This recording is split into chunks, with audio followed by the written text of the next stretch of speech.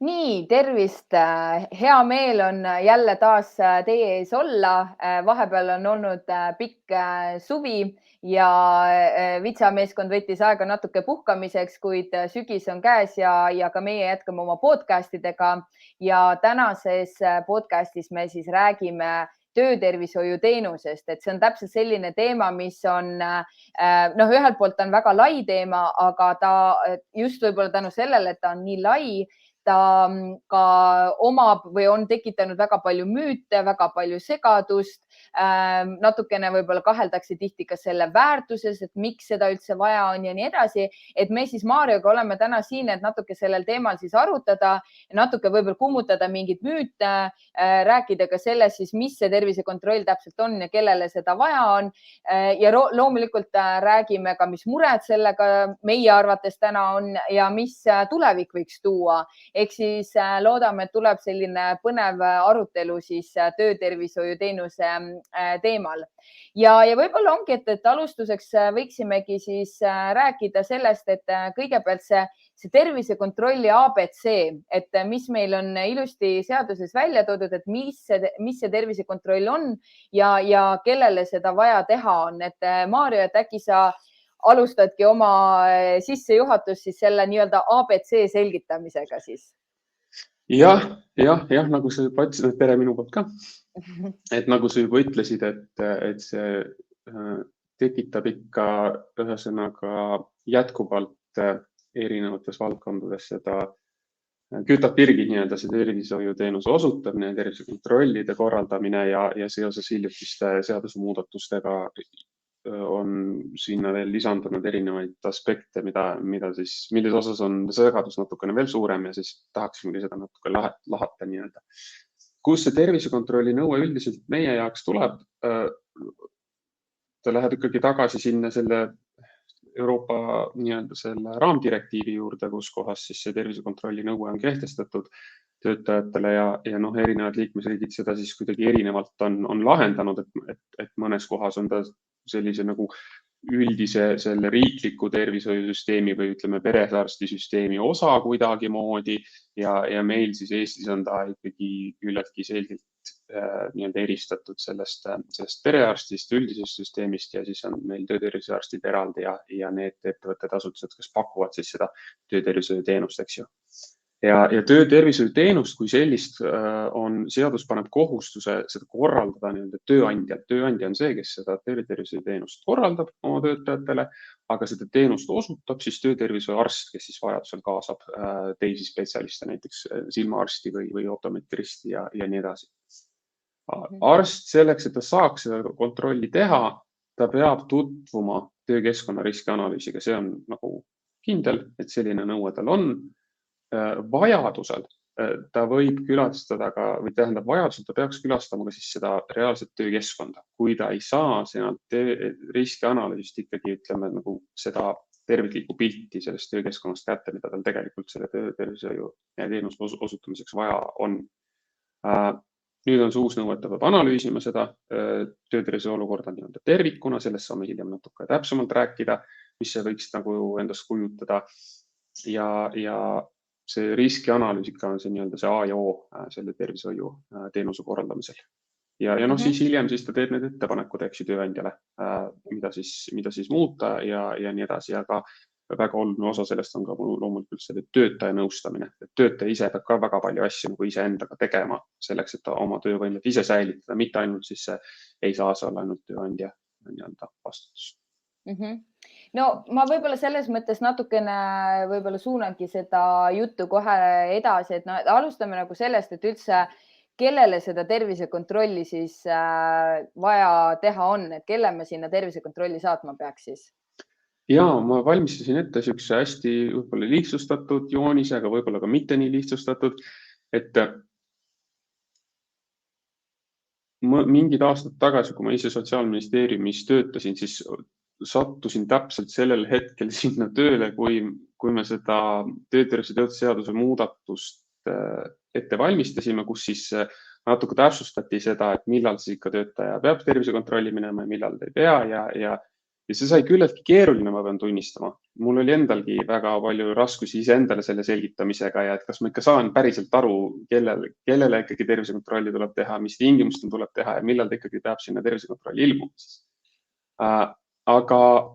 Aga mitte nüüd pilduda kriitikanooli siis enda rolli suhtes ega oma endiste kolleegide suhtes, siis tegelikult need nõuded tulevad suuresti erinevatest raamdirektiivist ja üksikdirektiividest ja siis me peamegi sellega nii-öelda kohanema. Ma tegin endale selle selliselt selgeks, et see, kellele tuleb tervisekontrolli korraldada, jaguneb nagu hästi laias laastus nagu 2. Sõltuvalt riskide hindamise tulemustest, ehk siis see, mis ma riskianalüüsis nagu välja toon ja kuidas me riske hindan.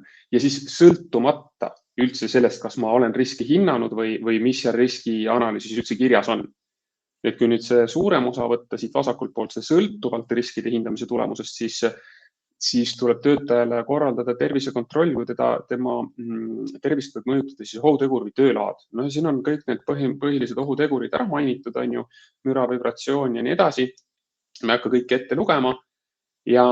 Ja siis meil on hunnik määrusi tegelikult, mis siis igas määruses on jälle tervisekontrolli paragrahv, mis siis sätestab ära, et mis tingimustel siis ikkagi selle ohuteguri puhul siis tervisekontrolli tuleb teostada ja mis seal veel lisanõuded on just sellest ohutegurist lähtuvalt. On ju. Näiteks võib-olla kui toome siin välja kuvariga töö, me teame, et seal on see säte, et mitte kõik kuvariga töötajad, vaid ikkagi need, kes üle poole oma tööajast kuvarit kasutavad, eks ju.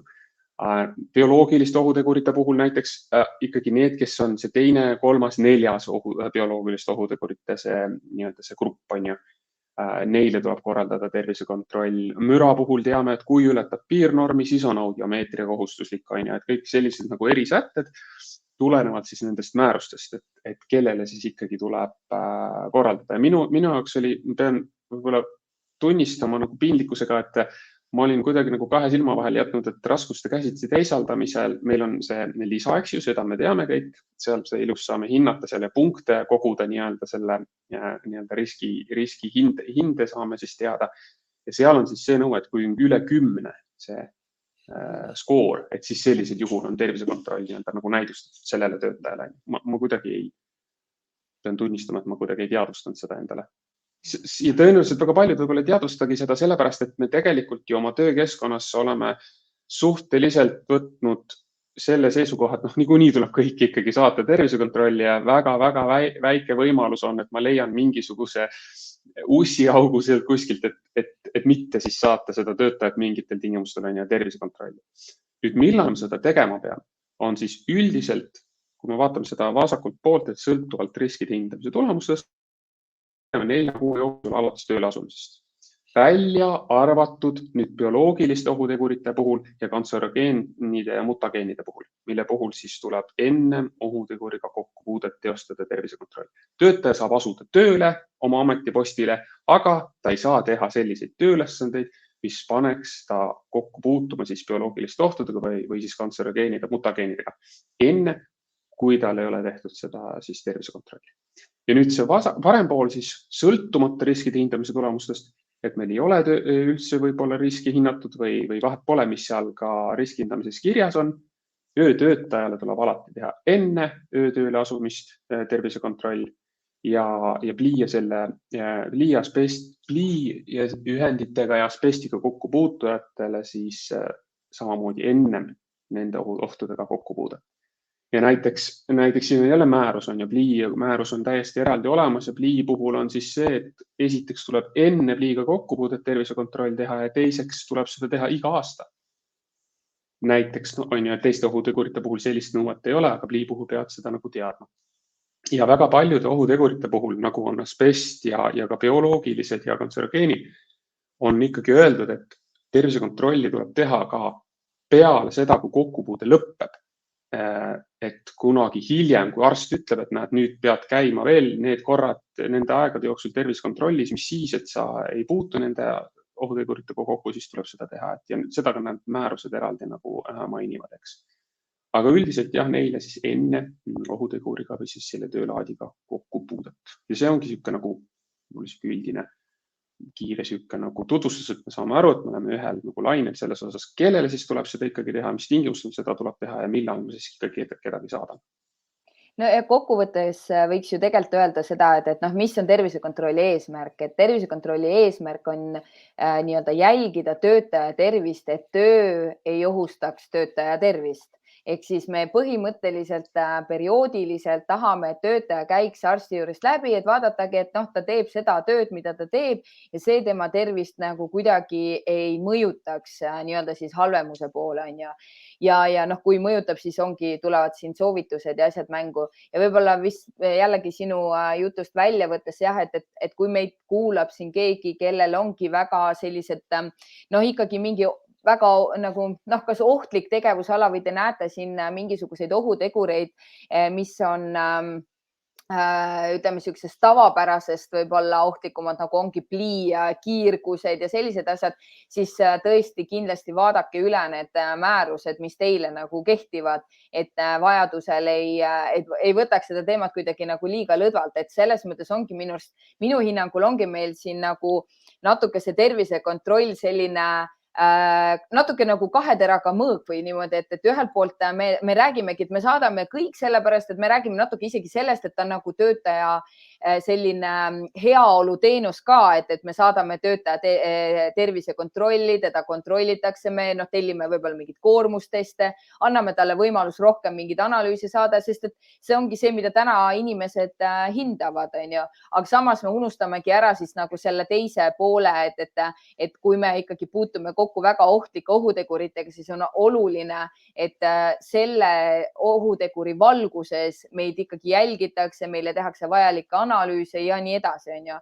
Et ma arvan, et seda on ka oluline jälgida ja sa tegelikult natukene mainisidki ära seda ohutegurite teemat ka, et ongi, et ei ole nii, et kuvariga töö ja siis on nagu automaatselt kõik, kes kuvariga kokku puutuvad, peaksid justkui minema. Et sa mainisid riskianalüüsi ja ma arvan, et hästi oluline võib-olla olekski siin rääkida sellest riskianalüüsi rollist tervisekontrolli teostamisel, sest noh, suheldes väga paljude tervisekontrolli arstidega nüüd just eriti viimasel ajal, siis ikka ma saan ikka tagasisidet, et pigem see riskianalüüside kvaliteet on halb ja halb just tänu sellele, et seda teevad ju inimesed, kes pole mitte kunagi riskianalüüsi teinud ja neil pole aimugi, mis see tihti on ja siis hakataksegi mingid näiteid kuskilt Google'ist otsima ja üritatakse midagi nagu nagu nii-öelda teha, on ju.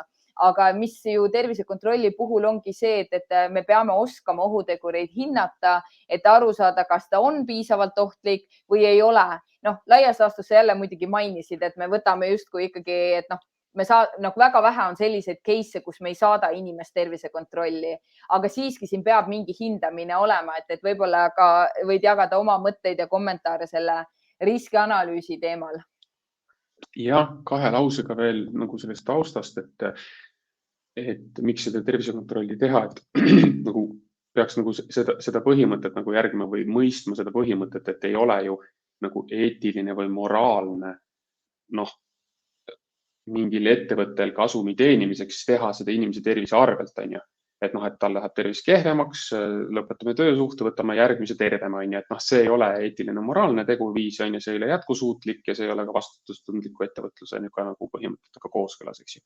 Me peame nagu aru saama, ma näen täna oma lähedal olevate nii-öelda pereliikmete ja sugulaste pealt võib-olla seda, et 60-65 aastaselt neil ei ole väga lihtne tööd teha tegelikult. Ja sest neil nagu tervena elatud aastad on juba ammu möödas ja nad peavad tööd jätkama nüüd haigena. Edasi elatud aastate jooksul peavad nad veel tööd tegema, enne kui nad üldse pensionile saavad, on ju. Ja meie puhul siis ütleme, et meie ealiste puhul ju pensioniiga lükkub veel natukene edasi, on ju. Me peame veel kauem tegema tööd tegelikult. Ja noh, siit see kõik alguse saabki, et kui me täna rikume oma tervise ära, ise ei hoolitse selle eest, on ju, ei mõtle selle peale, miks see on vajalik, miks ma peaks mingeid reegleid töökeskkonnas järgima, on ju. Ja tööandja ka ei hooli, et siis ei tulegi sellest midagi välja, eks ju. Ja need tervena elatud aastad lõpevad lihtsalt nagu selle võrra varem ära. Jah, riskianalüüsist viimastel aastatel on väga palju räägitud, viimased 2-3 aastat on see väga aktuaalseks muutunud seoses sellega, et ka seaduse poolest hakati rohkem nõudma riskianalüüsi esitamist nüüd sinna tööle infosüsteemi ja nii edasi, eks ju. Ja on hakatud rohkem nagu aru saama, et võib-olla seda riskianalüüsi on vaja, kas nüüd sisuliselt saadakse aru, aga vähemalt saadakse aru, et keegi nõuab seda hirmsat moodi ja ma pean seda ikkagi tegema ja siis tekivad küsimused, aga kuidas seda ikkagi teha ja nii edasi. Mis on nagu positiivne, et see ongi etapp, kus tuleb nagu läbi tulla ja see nagu läbi elada, aga jah, peame mõtlema seda, et kui nüüd arst, kes pakub seda teenust, ma panen selle riskianalüüsi Exceli faili, saadan talle või panen mingi Wordi dokumendi talle lauale, ta nagu on täiesti kõrvalolev isik, kes ei tea absoluutselt, ta on lihtsalt ainult teab võib-olla selle ettevõtte tegevusala ja umbes teab, et see mingisugune maja on kuskil seal keset põlda, nad teevad seal, toodavad midagi, siis ta peab saama sellest dokumendist ikkagi sellise nagu tervikliku pildi selles osas, mida seal tehakse ja kui ohtlik mingi tegevus mingile töötajale on, kuidas see tema tervist mõjutab ja nii edasi. See peab tulema sellest analüüsist välja ja kui see ei tule sealt välja, siis seda kehvem on see teenus, mida sulle osutatakse sinu enda raha eest, mida sa pead siis niikuinii maksma. Ja kusjuures sa ütlesidki väga õigesti ka, et ongi, et tööandja maksab selle eest, on ju, ja vahepeal, kui ma mõtlengi seda, et kuidas seda teenust tellitakse ja valitakse ja võib-olla kasutatakse, et siis ma nagu mõtlengi, et tööandja ise maksab sellest, ta peaks tahtma nagu maksimumi sellest nagu välja saada. Aga vahepeal ongi nagu selline tunne, et ma küll maksan, aga samas ongi, ma lihtsalt nagu saadan ja korjan need otsused ja panen need kuhugi kappi ära ja enam nendega nagu ei tegele. Et olen leppinud selle kuluga nagu, et on mingi kulu, seda tuleb teha ja siis seda teeme, aga mis ma saan selle eest, et see ei ole nagu nii oluline justkui.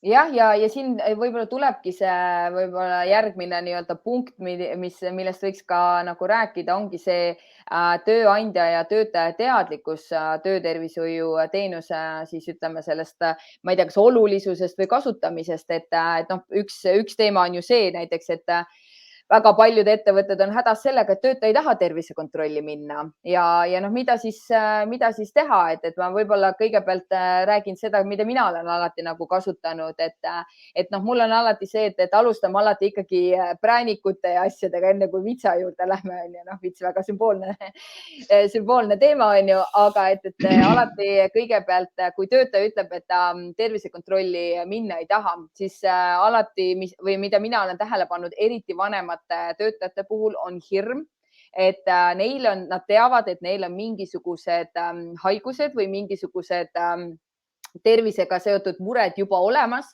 ja nad kardavad, et neile öeldakse, et nad ei tohi tööd enam jätkata. Ja siis ma nagu olen nendega alati sellel teemal rääkinud ja tore on see, et nad on vähemalt olnud avatud, ja ma olen nagu öelnudki, et sul võib olla see suhkruhaigus näiteks, on ju, aga et kui see ei takista sul tööd tegema, siis sa ei saa mitte eales nagu negatiivset otsust, et pigem just tervisekontrolli arst aitab sul vaadata, et sul see nagu haigus kontrolli all oleks, on ju, annab sulle nõu, kuidas toime tulla selle haigusega ja ühesõnaga, et paljudel juhtudel see on natukene aidanud siis seda nii-öelda hirmu vähendada. Teine on alati olnud see, mida ma üritan rääkida, et ongi, et mis see teenuse sisu on, et palju sa arsti juures ikka käid, on ju, et sa saad põhimõtteliselt tasuta tööajast lihtsalt lasta oma tervise ära kontrollida, et see on teine nii-öelda präänik, mida ma olen pakkunud. Ja kui ikkagi nagu näed, et on pigem selline jonn, miks inimene ei taha minna, siis lõppkokkuvõttes ma olengi öelnud, et see on sinu kohustus sinna minna, et kui sa ei lähe, siis põhimõtteliselt on meil õigus sinuga tööleping lõpetada, mida me teha ei taha, nii et palun mine, on ju, ja siis mõnikord see aitab ka. Aga jah, jällegi selle koha pealt, et me võime töölepingu lõpetada, siis tööandjatega rääkides ja ise ka seda kogedes, et tegemist on tegelikult ju hea töötajaga, sa ei taha teda sellepärast lahti lasta, et ta ei lähe tervisekontrolli ja siis sa oledki seal sellise lõhkise küna ees. Nii et ühesõnaga, Maarja, mis on sinu need võluvitsad siin koha peal? Ja minu arust väga hästi nagu sa tegelikult seletasid selle ära, et kohe minu peas tekkis ka selline nagu jaotus, et meil on nagu selle probleemiga seoses, meil on nagu jonn ja siis on meil hirm, on ju, et nagu kaks varianti justkui on, mida me kõige enam oleme nagu nendes olukordades kohanud tegelikult, ütleme töökeskkonna spetsialistina. Esiteks, okei, see jonn, on tööd mingil töötajal. Üldse põhimõtteliselt ma ei käigi arsti juures, ta ei käi ju perearsti juures ega kuskil ühelgi muu eriarsti juures ka, mis mõttes ma nüüd hakkan sinu tervisekontrollis käima. Seal on jah see asi, et seadusega on nõutud erinevaid asjad, on seaduses kirjas ja töötaja peab ka seadust järgima. Üks nendest on lihtsalt tervisekontrolli kohustus. Ja seal ei olegi nagu vaidluskohta, et see on lihtsalt seadus ütleb, et sa pead neid asju tegema ja seadus tuleb järgida kõik. Küll aga jah, see on selline, nagu sa ütlesid juba, et see kui nugade peale minek, et tegelikult enne seda tuleks umbes 10 erinevat asja veel proovida. Ja see kommunikatsioon on võib-olla see võtmeküsimus, et kuidas ma ikkagi kommunikeerin seda ettevõttes, et milleks me seda teeme ja milleks seda vaja on ja nii edasi, et see kommunikatsioon peab sinna ette käima ja kui tavaliselt sellises suures kommunikatsiooni puuduses tekibki selliseid nagu jonne võib-olla rohkem.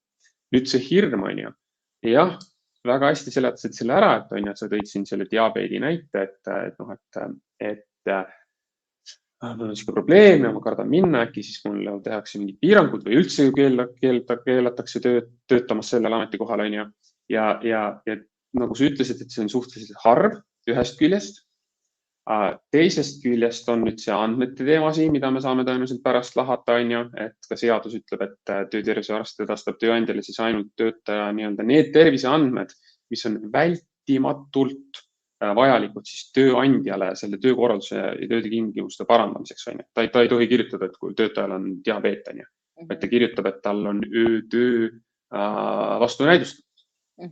Millega me jõuame nüüd sinna, et aga võib juhtuda tõesti, see nagu hirm on teinekord ka põhjendatud, et arst ütlebki, et sul on diabeet nii kaugele juba arenenud, et öötöö on sul vastunäidustatud.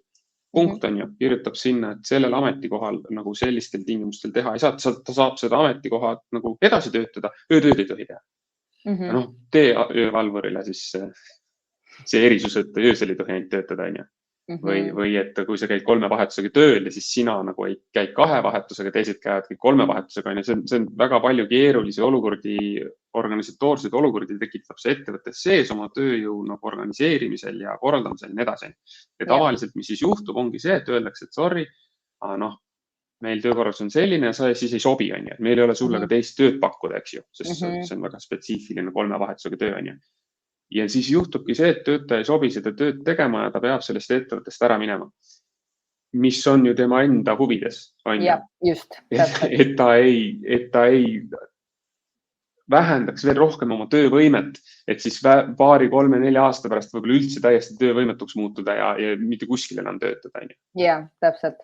Et see on väga õige point, sest jällegi see on tegelikult ka mu enda ka lähiringkonnast läbi käinud, et töö on füüsiliselt raske ja inimene kartis minna tervisekontrolli just sellepärast, et tal on olnud minevikus siin luulihaskonnaga igasuguseid teemasid ja ta kartiski, et nüüd ta sellepärast ei lubatagi tööle. Ja siis ma nagu rääkisingi temaga, et kuule, et aga saa aru, et aga võib-olla see ongi õige, et muidu sa siin teedki 3 aastat, võib-olla teed seda tööd, aga sul on veel pensionini tegelikult väga pikk tee minna ja sa oledki töövõimetu siis varsti.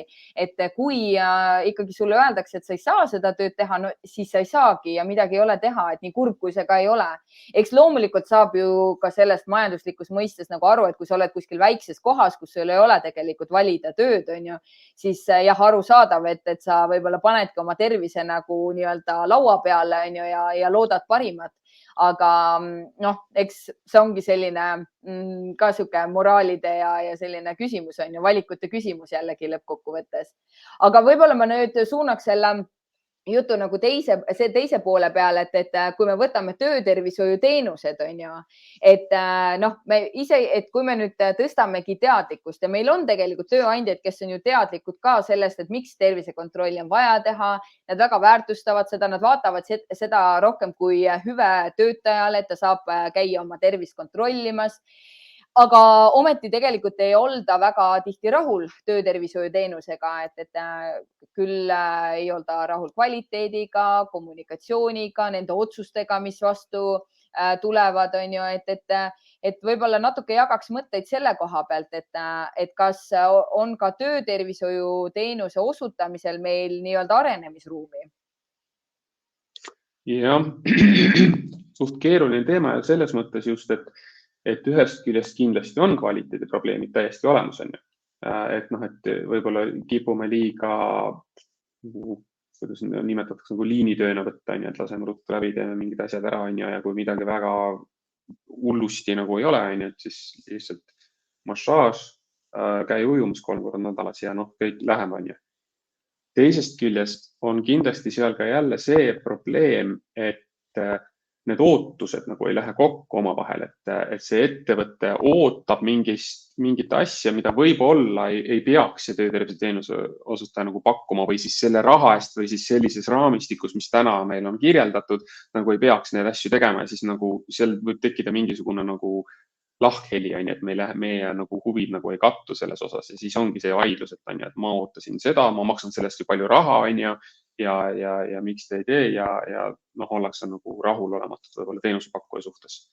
Ja see ei pruugi alati nagu teenusepakkuja süü kõik olla, aga jah, ma arvan, et see ongi nagu, ma näen kuidagi kahte sellist nagu no minu oma mõtted, mis ma olen selles osas nagu mõelnud ka, et noh, ma arvan, et eks see nii-öelda ka, kuidas meil see töötervise teenus võib-olla ongi nagu seaduse mõistes võib-olla korraldatud on või nagu meile antud nii-öelda see struktuur või selline, et eks see ka paneb mingil määral piirangud ja eks see piirangu paneb muidugi ka see, et ega meil neid töötervishoiuarstegi väga palju ei ole, on ju, et tuleb mingisuguseid nagu lahendusi välja mõelda. Ja noh, mis peamised asjad siis nagu nii-öelda kaebused, mida mina nagu kuulnud olen ja näinud olen, ongi see, et noh, et otsused on nagu pinnapealsed, on ju, et ei tule mingit sükest nagu vau, et noh, nüüd tee seda ja töötaja on terve. Et noh, jah, ja teine asi ongi, et see on nagu ootuste juhtimine, et tegelikult ega kui me nüüd mõtleme ka selle koha pealt, et väga noh, et on näiteks, et käi 3 korda nädalas ujumas ja niimoodi, et kui me mõtleme tegelikult ka nagu laiemalt, et mis on üldse probleemid või peamised terviseprobleemid, need tihti ongi lahendatavad, käi 3 korda nädalas ujumas, on ju, toitu tervislikumalt, on ju, ja sul ongi need asjad korras. Et eks see tervisekäitumise võib-olla teema on üldse eraldi teema, mida me võiks kunagi nagu rääkida, et kuidas töötajate tervisekäitumist muuta. Aga töötervishoiuteenuse koha pealt jah, et meil on täna selles osas ongi ju natuke ette kirjutatud, et kui sa vaatad seda teenust, et no näiteks meil liiguvad bussid ringi, on ju. Bussid käivad ettevõttes, nad teevad selle liinitöö seal ära, on ju, aga neil ei ole võimekust tegelikult ju kõikide nagu protseduure seal teha, siis hakatakse seda töötajat mööda neid kabinette seal suunama.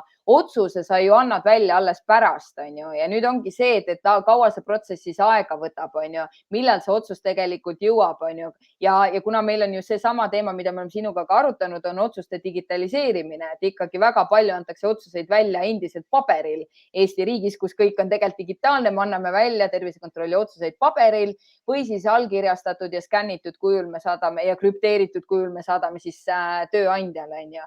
Ja see paneb ka tegelikult piirangud sellisele kvaliteetsele teenuse osutamisele. Et meil, ma näen, et meie töötervise teenuse koha pealt on ka väga palju asju, mida me saaksime paremini teha ja võib-olla siin on ka võib-olla rohkem sellist nagu digitaliseeritust, mida võiks rakendada isegi rohkem. Ja, et kui me nüüd vaatame nagu seda skaalat, on ju, kui ühes otsas oleks see, et me üldse tee tervisekontrolli, on ju, ja teises otsas oleks see, et meil tegelikult arst väga personaalselt ja hästi pikalt ja hästi pühendunult ühele töötajale keskendub, eks ju, ja tal on kontakti temaga rohkem kui 1 kord 3 aasta jooksul näiteks, on ju, ja ta tegeleb temaga süstemaatiliselt, eks ju, tema tervise jälgimise ja nii edasi sellega, on ju. No, siis me saame ka aru, et seal on ühest küljest on kulu 0 ja teisest küljest on kulu mingisugune natuke liiga suur summa, kui tavaliselt ettevõttele nagu suudaks nagu taluda tegelikult, on ju. Ja noh, siis ongi, me laveerime seal kuskil vahepeal, eks ju, ja siis meil ongi see probleem, et otsus on üldine natukene ja töötaja ei saanud nii personaalset lähenemist, kui oleks võinud saada ja siis ongi see, et siis seal on mingisugune hind. Turul on konkurents päris kõva tegelikult nende hindade osas, on ju, ja noh, siis me olemegi sellises olukorras, eks ju, et me ühest küljest nagu ei taha väga palju selle teenuse eest maksta, teisest küljest me nagu tahame hästi palju nagu saada selle raha eest, mis me täna juba maksame, sest me nagu, ja eriti sellisel juhul, kui me ei väärtusta seda ise, niigi palju maksan ja nüüd ma nagu saan sellise asja ainult selle eest või et siis selle eest nagu tahaks juba rohkem saada, on ju. Ja noh, sealt see nagu probleem tekibki. Ja mingi idee oli, mul mõte oli veel sinna poos, läks meelest ära praegu. No ma ise just sorry, sa ütlesid nende andmete kohta, et me oleme digitaliseerunud siin kõik ja nii edasi ja siis ühesõnaga need PDF-id liiguvad, see on isegi hästi. Tavaliselt liiguvad siin paberiga tähitud kirjana ettevõtetesse või siis oleme kuulnud ka juhtumeid, kus töötervishoiuteenuse osutaja ise siis käsitsi läheb piipsi ettevõtte, ma ei tea, administraatorile paberit paneb laua peale isiklikult, on ju.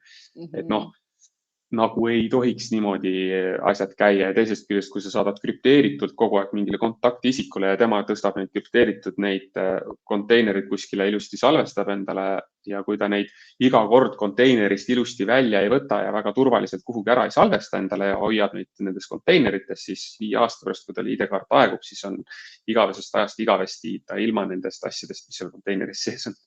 Ja, kusjuures väga õige point, ma isegi pole ise kunagi mõelnud selle peale, et mõtleme ise tegelikult, kui palju me nagu jälgime seda, millal meil ID-kaardid aeguvad ja kui palju me mõtleme selle peale, et meil on mingisugused krüpteeritud dokumendid, et kas me oleme need korda teinud, et see on jumala hea point, on ju.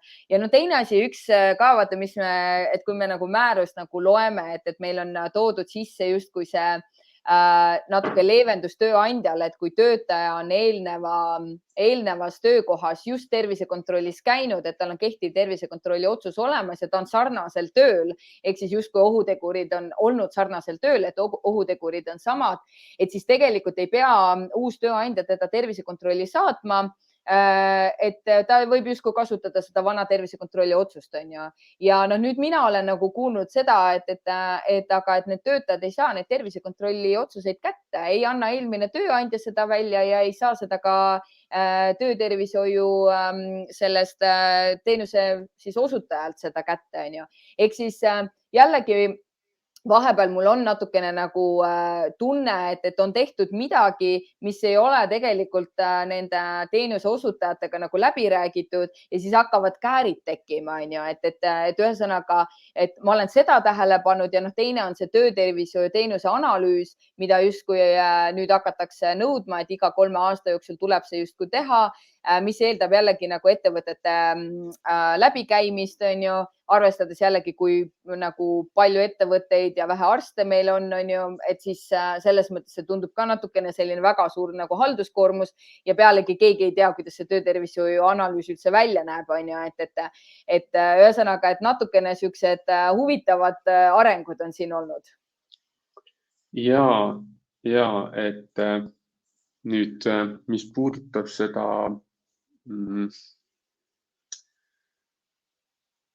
sa just ütlesid ühesõnaga, sa rääkisid sellest, et aita mind järjele tagasi. Ma rääkisin sellest tervisekontrolli otsusest, mis on nüüd teises kohas, ütleme, tehtud teise ettevõtte juures on ju. Ja noh, ettevõtted on väga, nagu me rääkisime just, et nad ju maksavad selle eest ja nad on nagu väga kaitsvad oma nagu asjade eest, mille eest nad on maksnud, on ju. Ja siis, kui sa lähed nagu endise tööandja käest küsima, et oi, ole hea, anna mulle see tervisekontrolli otsus kätte või saada mulle koopia, on ju, et siis noh, väga palju oleneb nüüd sellest ettevõtte, noh, sellest töökultuurist või sellest, kuidas see suhtumine on ju, et kas ma olen nagu sihuke avatud või ei ole avatud ja siis see võib-olla ongi väga hea näitaja ettevõtte sise nii-öelda kultuurist, kas sa saad selle otsuse sealt kätte või sa ei saa seda otsust sealt kätte, on ju. Ja noh, ma ei tea, kuidas need reeglid tegelikult on, ma millegipärast arvan, et ei olegi selliseid reegleid, et kui ma nüüd lähen küsin selle tööterviseteenuse pakkuja käest, kes tegi mul seda tervisekontrolli ja küsin ta käest seda otsust, ta peab seda 30 aastat ju säilitama. Et siis nagu, mis oleks põhjus, miks ta ei peaks seda mulle andma. Ma nagu tegelikult ei näe seda põhjust, ta tegelikult võiks selle anda, aga no iseasi, kas ma oskan seda alati sealt küsida ja kas ma olen nagu teadlik selles osas, et peaksin selle saama sealt. No ma arvan, et siin on ka jällegi haldusküsimus tegelikult, et kui kõik hakkavad käima kogu aeg nagu eraisikutena, kuule, mul on nüüd vaja, on ju, ja siis on keegi seal tervisekontrolli asutuses, kes hakkab mingid arhiive nagu läbi käima, on ju, et see ongi puhas haldusküsimus ja jällegi, noh, mis minu arust natukene võib-olla haakubki sellega, et mis olukord meil turul on, et meil on ikkagi umbes 2 suurtegijad ja ülejäänud on tegelikult ikkagi väikesed, on ju, et siis igasugune uus lahendus on võib-olla uus või ütleme uus selline muudatus on rohkem nagu võib-olla okei nendele suurtele, aga tegelikult alati väga keeruline nendele väikestele. Ja ma arvan, et siin, kui ma nagu vaatangi, et vaatan neid muudatusi, mis on välja toodud, et siis vahepeal mul nagu tekib selline nagu suure venna efekt, et ma tahaks neid väikseid vendasid kaitsma hakata nagu, et kuidagi mitte, et kedagi eelistaks või kedagi ei eelista, aga lihtsalt alati niisugust ebaõiglust tahaks nagu vähendada, onju.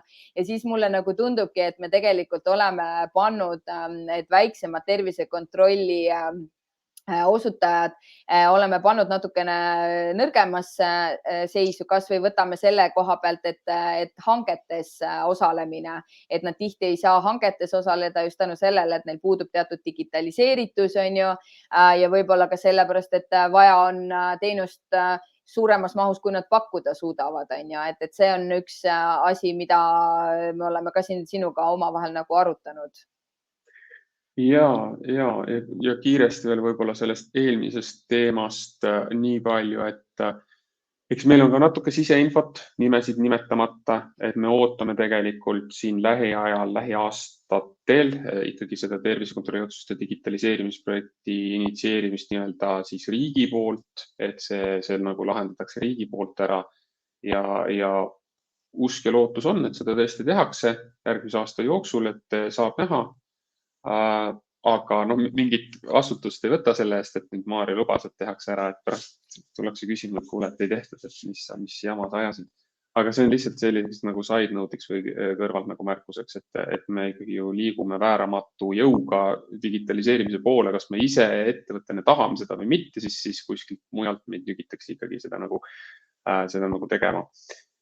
Mis annaks siis ka võimaluse lahendada see probleem, et mul on võimalik ikkagi oma tervisekontrolli otsuseid siis töö infosüsteemist näiteks näha või kätte saada ja tööandjal siis samamoodi, et siis võiks nagu see probleem justkui ära laheneda selle käigus, mis sa kirjeldasid, et me ei saa neid otsuseid kätte, tegelikult võiks ju sama ametikoht justkui uues ettevõttes ja ma ei pea nagu minema uuesti tervisekontrolli, kui ohutegurid täpselt kattuvad. Nüüd jah, mis puudutab seda konkurentsiolukorda turul, siis nii ta on kujunenud, et meil on nagu mõned suured tegijad siin on ja siis hästi palju väikeseid, et jah, ma ei oska pole nagu minu eriala selle konkurentsi tingimusi kuidagi nagu öelda, et kuidas see nagu peaks toimuma, et paar suuremat nagu justkui dikteerivad seda turgu hästi suures osas ja siis teised proovivad seal siis ülejäänud riismed endale omavahel nagu ära jagada, et võiks ju tõesti olla midagi sellist, et väiksemad saaksid kuidagi võrdsematel tingimustel konkurentsi pakkuda suurematele ja seda teenust nagu siis laiemalt nii-öelda kas reklaamida või laiemalt siis oma teenust nii-öelda kättesaadavamaks teha tegelikult. No mina lihtsalt oma peas olen mõelnud, et siin võib-olla need teenuse osutajad võiksid ka omavahel rohkem koostööd teha, et ei pea olema nii, et ettevõte X on teinud lepingu ühe teenusepakkujaga ja siis ta on nüüd nii-öelda lõpuni truu ja siis sõidutatakse neid töötajaid siis mingist ühest kohast teise kogu aeg, sellepärast et just selle ettevõtte juurde peab minema, et minu arust siin on ka võib-olla, et tuleks hakata nagu laiemalt vaatama, et need teenusepakkujaid erinevates kohtades rohkem kasutada. Et eks muidugi selles suhtes olen nagu natuke kogenud ka sellist võib-olla eks niisugust nagu võib-olla ego küsimust või niimoodi, et ongi, et näed, et nemad võitsid selle hanke ära ja nüüd meile saadetakse mingid üksikud ainult, et ma arvan, et see on okei, et nii võikski olla tegelikult, et mul ei ole aega ja ma saadan selle töötaja kuhugi mujale ja see mõnes mõttes, eks ongi, kuna tegemist on selles mõttes, tegemist on erakliinikutega, siis nemad on, igaüks on oma raha peal nagu väljas, et siis selles mõttes on arusaadav, et püütakse teha kõik, et kliendid endale saada, aga teisalt me peame natukene ka mõtlema, et see on, mille või kelle jaoks me seda ikkagi teenust nagu lõpuks osutame, et mis see nagu suurem eesmärk on. aga võib-olla võtamegi natuke jah, tahad sa midagi kommenteerida siin? Ei, selle kohta ei tahtnudki, et ma tahangi nügida sind sinna selle analüüsi poole, et mis sellest saab, on ju. Jah, hea küsimus. Töötervishoiu analüüs, jah. Et ma usun, et meie kuulajatel ka paljudel on nagu see küsimus, et jah, et seda tervisekontrolli me oleme ju teinud ja seal on need probleemid ja me teame neid probleeme ja need on siin aastaid juba olnud enam-vähem sarnased, on ju. Ja nüüd siis selle aasta 1. jaanuarist lajatati meile veel uus kohustus peale, on ju. Vähemalt iga 3 aasta tagant tuleb korraldada ka töötervishoiu tervikanalüüsi ettevõttes. Mis see see nüüd siis on? Kas sa oskad, Jaanika, vastata? Ei, et selles mõttes, et mina läksin kohe nagu selle koha pealt veits nagu isegi võib-olla emotsionaalseks, sellepärast et minul oli, et nagu me ei ole korralikult ära lahendanud ka riskianalüüsi teemat, et meil ei ole antud mingit tähtaega seal, on ju, ja nüüd me tuleme mingisuguse asjaga, ütleme, et kord 3 aasta jooksul tuleb teha analüüs, on ju. Riskianalüüs on tegelikult ka ju, sa hindad tööohutusalaseid meetmeid ja töötervishoiualaseid meetmeid, on ju. Et ma võin oma peas mõelda, mis see töötervishoiu analüüs võiks olla, et ma lähen töökeskkonda, ma vaatan võib-olla peale rohkem töötaja tervisenäitajatele ja vaatan sellele, kuidas see töökeskkond neid tervisenäitajaid halvendab või tõstab, on ju. Võin mõelda siin, et kui palju ettevõte panustab terviseedendusse, on ju. Võrdeliselt, ma ei tea, kui palju sul on näiteks ülekaalulisi töötajaid ja siis kui palju sul on võimaldatud töötajatel, ma ei tea, sporti teha, on ju, et midagi sellist võiks seal olla, aga see on ainult minu sihuke wild guess nii-öelda. Jah, et see analüüsi kohustus tuleb siis sealt kaudu, et nüüd, kui tööandja kohustus oli, nagu me alustasime täna, et tööandja kohustus on korraldada seda tööterviseteenuse osutamist, ja siis teenust osutab siis töötervishoiuarst, kaasates teisi arste, siis selle teenuse osutamise käigus, nagu ma ütlesin, ta tutvub riskianalüüsiga, võtab selle aluseks ja ta peab hindama siis selle teenuse pakkumise käigus ettevõtte töötervishoiu olukorda tervikuna. Ja selleks, et ta saaks seda tervikuna siis analüüsida, selles analüüsi tegemiseks võtab ta aluseks siis riskianalüüsi, tervisekontrolli otsused ja siis need õnnetused ja kutsehaigused, ütleme erinevad juhtumid, mis on ettevõttes olnud. 3 nagu niisugust põhiasja ta võtab aluseks ja siis ta peab koostama selle pinnalt mingisuguse analüüsi, tervikanalüüsi. Milline siis täpselt välja näeb?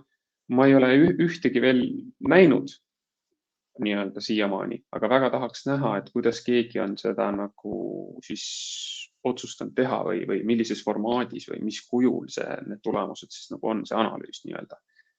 Aga jah, seda peab ettevõtte siis nüüd tellima, ta ei pea seda tellima tegelikult, ma ei lugenud kuskilt välja, et ta peaks seda tellima sama selle teenuse osutaja käest, kes tal tervisekontrolli teeb, aga seal nagu loogika on olemas, et kelle käest sa siis veel tellid. Kui nagu otsused on tema käes ja ta on juba otsustega kursis, on ja siis lihtsalt riskianalüüs ja õnnetused, juhtumid sinna juurde panna, et siis võiks temal kõige lihtsam olla seda analüüsi teostada. Aga ma kohe siin tulengi selle tegelikult teemaga välja, aga et ega väga mitmed ettevõtted ka vahetavad teenusepakkujaid vahepeal, mis tähendab seda, et ei olegi otsused tegelikult nagu ainult siis, kui seda siis või see ei ole nagu, ütleme, et kui sa tellidki ühe teenusepakkuja käest seda töötervishoiu analüüsi, on ju, et ta tegelikult ei saa kõik selle info kätte, et loomulikult ta võib mingisuguseid digiloossel vaadata, et kuidagi see ei tundu ka loogiline, et hakatakse nüüd töötajate andmeid sealt digiloost nagu välja võtma, on ju. Et selles mõttes ma arvan, et siin on ikkagi mingisugused augud on sees ja ma isegi ei kujutagi ette, et põhimõtteliselt töötervishoiuarst tegelikult ei saa ju infot tööõnnetuste kohta, on ju. Et ta põhimõtteliselt peabki minema siis ettevõttesse, hakkama sealt lihtsalt nagu mingit infot kokku korjama ja vaatama, mis tal on ja selle pealt siis midagi nagu kokku panema, on ju. Eks ma usun, et kõik ettevõtted siin mõtlevad midagi, et minu viimane nagu info, mida ma sain, on see, et ega praegu vist pigem ongi see sellise kuidas öelda, sellise nagu ootel seisundis, sest et ongi, et keegi veel ei tea, kellele siis täpselt teha kuidas teha, et siin on ka ikkagi see koht, et vist nagu ma aru sain, et ikkagi ei eeldata, et ma ei tea, 2 mehega ettevõttele seda näiteks peaks tegema, on ju, et siin pannakse vist mingid vaikimisi nagu suurused ka ikkagi paika, on ju. Ja noh, ja ongi, et kellelgi, nagu sa ütled, sa tahaks näha, on ju, et milline see välja näeb. Ma arvan, täna ei tea mitte keegi, milline see välja peaks nägema, on ju, et me võime siin mõelda ja pildudagi ideid, äkki mõni töötervishoiuasutus ka kuulab meid ja mõtleb, et oo, see on äge idee, on ju. Aga et ega see, minu nagu sisetunne ütleb, et see muutub veel tegelikult, et ma arvan, et seda tehakse kuidagi paindlikumaks ja kuidagi ühelt poolt paindlikumaks, teisalt võib-olla ka konkreetsemaks natukene, et mida tahetakse ja mis seal sisalduma peab ja nii edasi. Et see on nagu minu sihuke hüpotees. Jah, sest et kui nüüd nagu aus olla, siis ma usun, et seal on nagu väärtus on olemas, et sellist tervikanalüüsi nagu teha, see on üllas idee, see on väga äge, aga kuidas seda teha, kes sellest maksab, kui palju ta on nõus sellest üldse maksma ja kui palju me saame mingisugust kulut kellelegi peale suruda ja noh, nii edasi, et see on umbes miljon küsimust selles osas. Aga jah, räägime jälle digitaliseerimisest, et meil tegelikult ju on tööõnnetusraportis mingisugune andmekoosseis, meil on töötervishoiu nendes tervisekontrollides konkreetne andmekoosseis olemas, et tegelikult peaks saama seda ka digitaalselt väga niimoodi lihtsasti lahendada, et lihtsalt need andmekoosseisud peegeldada analüüsiks ja teha mingi kokkuvõte nende pealt. Jah, kui ettevõttel on need andmed ka kõik digitaliseeritud, on ju, et see on jah, täpselt, et enne nagu ettevõtted peavad liikuma digitaliseerimise poole selleks, et me saaksime neid asju kuidagi lihtsalt ja mõnusalt teha. Ma olen siin nagu selles osas nõus, et ma usun, et seal on väärtus olemas, aga ma arvan, et lihtsalt hetkel keegi ei tea ja väga raske on mingisugust analüüsi teada. No, ma kujutan ette, et lihtsalt, et keegi hakkab ikka mõnusalt Excelites pusima nüüd, on ju, et seda valmis teha, kui mingit muud nagu lahendust siin ei tule. Aga kuna me hakkame juba nagu lõpupoole jõudma, siis lihtsalt sihuke ka nagu ongi, et ühelt poolt tahame anda midagi praktilist, aga teisalt ka natuke unistada, et mis sa näed, mis tulevik võiks tuua töötervishoiuteenusele? Töötervishoiuteenusele võib-olla siit seesama asi ju tegelikult ongi üks põhiasi, mis mina nagu näen, ongi seotud just selle analüüsiga või nende andmete peal tehtavate nagu järeldustega, et kui me täna räägime, et me üldse mingit analüüsi saaks teha, ma pean lugema riskianalüüsi läbi mõttega, võtma seda kuidagi arvesse, siis vaatame neid juhtumeid ja siis hindama nagu töötajaid ka tervisekontrolli otsuste vaates ja võib-olla mitte ainult nagu ettevõtte töötajad üldiselt, vaid ka mul on 600 inimest ja 10 osakonda, siis ma pean nagu osakonna vaates hindama eraldi igat osakonda. Ja tegelikult see on nagu selline maht, mille eest tõenäoliselt tekib väga suured käärid sinna vahele, et kas ma olen nõus maksma. Ja et see töö, mis ma sinna panen, lihtsalt keegi pole nõus sellest maksma, sellist hinda, mis aega ma pean sinna kulutama. Ja me peame need omavahel kuidagi nagu seda kuristikku vähendama ja seda annab vähendada niimoodi, et me lihtsalt on mingisugune standardiseeritud andmekoosseis, mille pealt me saame nagu klikiga teha järeldusi või mingeid ülevaateid või kokkuvõtteid koostada. Ja siis ongi meil see analüüs, meil kogu aeg on jooksev analüüs tegelikult olemas osakondade lõikes, ettevõtte lõikes, nende asjade lõikes, mis me ise tegelikult tahame valida. Et see võikski olla see nagu tulevik natukene selles osas, et see digitaliseerimine annab meile võimaluse väiksema ressursi ja ajakuluga personaalset lähenemist nagu nii-öelda järjest väiksemaks, mitte et meil on ettevõttes üldiselt selline olukord ja nüüd me peame igasuguseid erinevaid meetmeid nagu ette võtma, et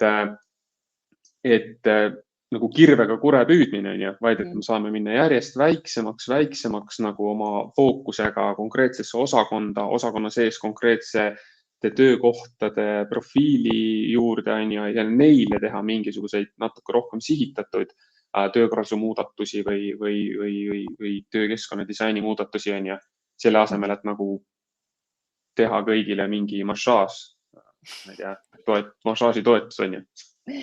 Ja, ei, ma olen sinuga nõus.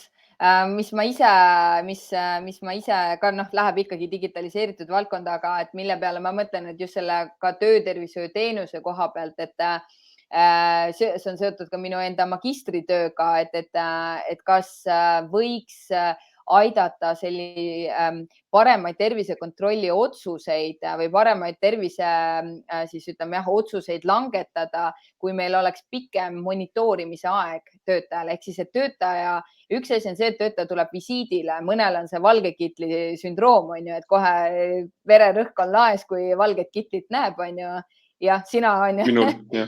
Jah, no täpselt on ju, et me näeme seda töötajat nagu sellel hetkel ainult, pluss me küsime temalt tervisedeklaratsiooniga andmeid, mida ta tõenäoliselt ei mäleta, on ju, ja võib-olla ta ei taha öeldagi, on ju, et ühesõnaga, et mulle tundub, et tänase tervisekontrolli visiidiga me ei pruugi saada tegelikult adekvaatset arusaama töötaja tervisest.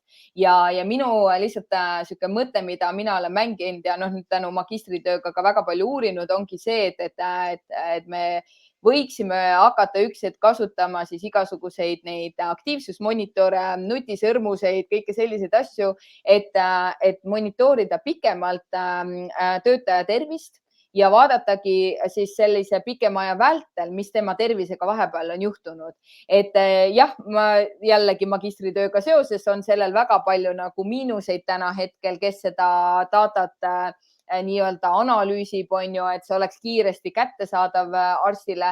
Aga et need on mured, millega keegi juba tegeleb tegelikult, on ju. Aga küsimus on pigem selles, et kui me näiteks mõtleme selle peale, et töötaja peab tervisekontrolli minema varsti ja näiteks 3 kuud varem või 4 kuud varem me alustame töötaja monitoorimisega, ehk siis meil on näiteks võimalus saada tema nutisõrmusele ligi ja me näeme, mis on toimunud 4 kuu jooksul, tema stressitaset, kuidas ta maganud on, kuidas tema aktiivsus on olnud ja nii edasi. Et ma arvan, meil on nagu väga palju sealt, kuna me rääkisime ka ju, et enamus probleeme on tihti seotud töötaja tervisekäitumisega, on ju, et me saaksime nii palju infot sealt tegelikult nagu kätte, mille alusel siis võib-olla ka aru saada, milliseid uuringuid me peame veel lisaks tegema ja võib-olla saame mingi parema pildi tegelikult töötaja tervise seisundi kohta ja sinna juurde veel võib-olla mingi tervisedeklaratsioon ka, on ju. Ja ka see võib olla mingi võib-olla rohkem perioodiline või et me saaksime pikema aja vältel paremat, adekvaatsemat infot kätte. Ja võib-olla see on selline, mis mina mõtlen, et kuna seda juba üldises meditsiinis tegelikult rakendatakse, mitte küll igal pool ja need seadmed lähevad järjest täpsemaks, siis ma arvan, et see on ka üks tulevik, mis meid ees ootab ja see on minu jaoks tundub väga põnev teema. Ja kindlasti ootame su magistritöö eraldi podcasti selles osas, kus sa räägid, kusteni sa jõudsid. Ma selle peale isegi ei mõelnud, aga jah, saame arutleda seda, mis sealt siis kõik välja tuleb, aga see on tõesti põnev teema. Aga Maarjo, kas sul on lõpetuseks veel midagi öelda või lisada? Ja, on küll. Võib-olla mõned kuulajad nagu kuulasid üksipulgi, millest me siin rääkisime ja kogu aeg mõtlesid, et millal te sellest vaimsest tervisest nüüd räägite, et kas te sellest ka midagi räägite, siis jah, see on see väga ka jälle aktuaalne teema viimased aastad järjest aktuaalsemaks muutub ja inimesed hakkavad järjest rohkem nagu aru saama või nagu tunnistama endale, et see tõesti on väga palju nagu ütleme, et heaolu, elukvaliteet mõjutav nagu aspekt, see vaimne tervis. Ja sellest tahaks ka tegelikult ju rääkida. Ja just, et järgmine podcast tegelikult tulebki tööpsühholoog, psühholoogiline nõustaja kui töötervishoiuteenus. Et räägime selles valguses Ave-Kail Kasklaga ja ehk siis, kui täna me rääkisime üldisest töötervishoiuteenusest, siis järgmine podcast siis tuleb keskendunult rohkem nagu vaimsele tervisele selles osas. Jah, et aitäh, Maarjo, et sa seda olulist aspekti meenutasid. Aga mis praegu toob, vabandust, et mis praegu toob mulle meelde selle, et kui ma näitasin seda joonist, eks ju, ja seal vasakul pool oli siis hunnik neid ohutegureid ja asju, on ju. Seal ei olnud ju psühhosotsiaalseid ohtusid on ju kuskil mainitud ja see on see keeruline teema, eks ju, aga kui suur see risk on, mille osas, kuidas seda hinnata, kas siis saata töötajad tervisekontrolli psühhosotsiaalsest ohutegurist lähtuvalt või mitte. ehk siis ma saan aru, et tänase seaduse mõistes on need psühhosotsiaalsed ohud. Seal minu joonisel olid nad seal alumises osas, kus oli kirjutatud muu ohutegur või töölaad. Ehk siis nagu see ei olnud nagu see nii-öelda lõplik nimekiri. Ja see on keeruline teema. Ja see on ja, sest et kuidas sa seda ka lihtsalt riskianalüüsis lihtsalt analüüsid, et selle minu arust ma sellesse ei usu, et sa seda teed nagu tavalist töökeskkonna riskianalüüsi, et neid riske tuleb eraldi ja teistmoodi nagu hinnata üldse, on ju. Aga ja, ei, sul on õigus, ma arvan, sellest räägimegi järgmine kord siis täpsemalt. Kokkuvõtteks mina lihtsalt võib-olla selle ka pika jutu kokkuvõtteks ütlen, et mis on oluline, et riskianalüüsid peavad olema rohkem läbimõeldud, rohkem sisulisemad selleks, et töötervishoiuarst saaks teha häid otsuseid nii-öelda ja õigeid nii-öelda uuringuid määrata. Positiivne on see, et töötervishoiuarstid endal on piisavalt kogemusi, et nad oskavad ka oma peaga juurde nagu mõelda vajalikke aspekte. Siis me rääkisime sellest, et kellele tervisekontrolli vaja teha on ja mis on selle tervisekontrolli eesmärk, on ju. Ja ma mõtlen, et ja rääkisime ka sellest, et mida teha, kui töötaja ei taha tervisekontrolli minna ja natuke rääkisime tulevikust, et kas sul on veel siia midagi lisada? Ei, päris hästi võtsid kokku. No aitäh sulle, aga igal juhul aitäh Marju selle vestluse eest. Ma loodan, et see oli ka meie kuulajatele põnev. Kindlasti jällegi ootame tagasisidet. Kui teil on küsimusi, võite alati meile ka isiklikult kirjutada. Meie kontakte leiab igalt poolt ja kohtume juba järgmisel korral. Head aega! Tšau!